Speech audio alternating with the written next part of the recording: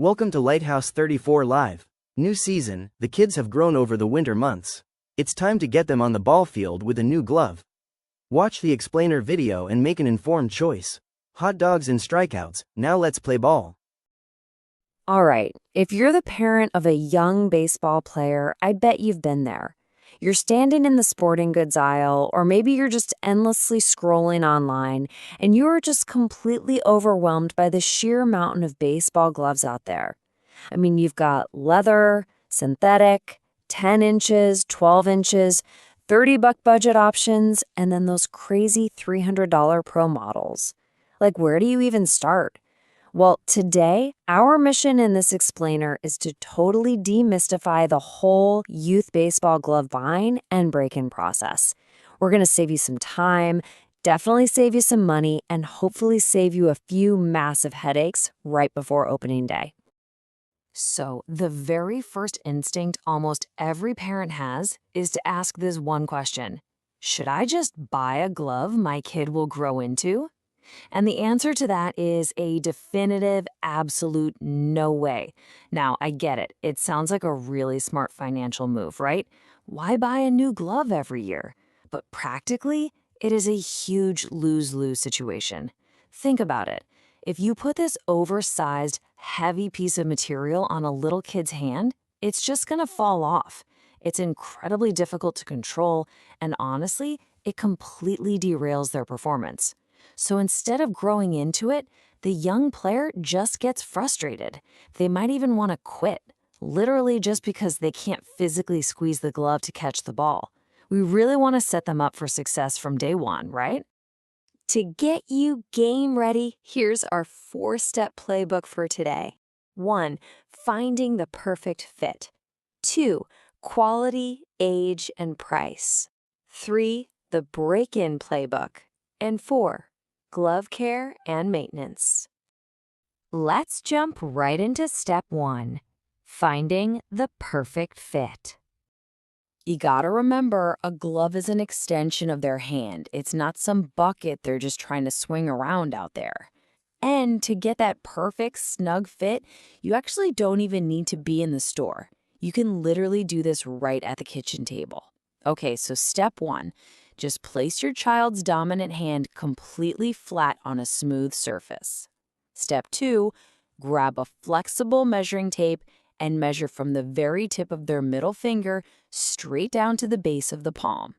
Step 3, measure the circumference of their palm right at its widest point. Boom.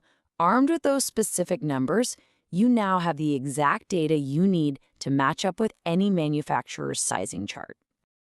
And based on those measurements, here are the general guidelines you'll want to keep in mind. For kids ages 5 to 8, you're really looking at gloves between 10 and 11 inches. As they get a bit older, say 9 to 12, they'll usually need an 11 to 11.5 inch glove. But hey, remember this golden rule for youth gloves. Smaller is actually way better. A smaller glove lets your kid actually maintain wrist control, and it makes it infinitely easier for them to fish the baseball out of the pocket quickly so they can actually make a throw. Okay, moving right along to section 2, quality, age, and price. I promise you, this is the part that's going to save you a ton of wallet anxiety. This little cheat sheet perfectly aligns what the glove is made of and what it costs with the exact age of your player.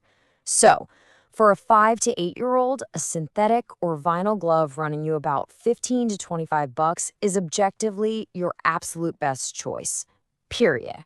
Once they hit 9 to 12 years old, then you can upgrade to an entry-level or standard leather glove, usually in that $50 to $80 range.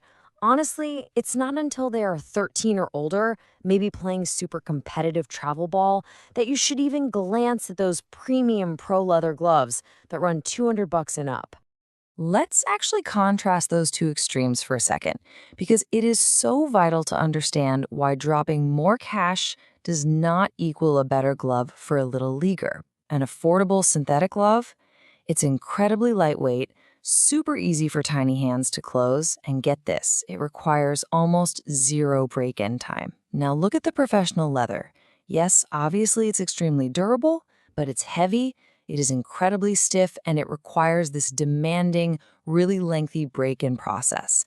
If you buy a $300 premium leather glove for a 7-year-old, you are going to severely hinder their reaction time and just totally overwhelm their hand strength. They'll be out there fighting the glove instead of catching the ball, and nobody wants that. Which brings us to Section 3, the break-in playbook. All right, so you bought the perfect glove, but it's probably still a little stiff, right? How do we transform this stiff piece of gear into a game-ready tool? Well, if you went with a leather glove, one of the fastest mechanical ways to soften it up is with a glove mallet. You're going to want to target 3 main areas: the heel pad, the hinge points on the sides, and the pocket itself. You're not trying to completely destroy the thing here. You're just driving the leather fibers apart to create flex points so the glove opens and closes with way less resistance. You can buy a specific glove mallet or honestly just use the handle of a wooden baseball bat. Works like a charm. Now, what if I told you there's a zero-effort method that literally does the work while your kid is fast asleep? It's called the wrap and sleep method. Super easy. Just shove a baseball deep into the pocket, fold the glove shut in its natural catching position, wrap the whole thing really tightly with 2 thick rubber bands or even an old belt, and just leave it overnight. The leather will slowly conform to the shape of the ball under that constant gentle pressure. And the best part? This works universally for all ages and all materials, even those synthetic youth gloves. Now, if opening day is right around the corner, here is your rapid-fire 5-day prep plan for leather gloves. Ready? Day 1. Give it a really brief warm water treatment over the palm just to relax those fibers. Do some mallet work and wrap it overnight.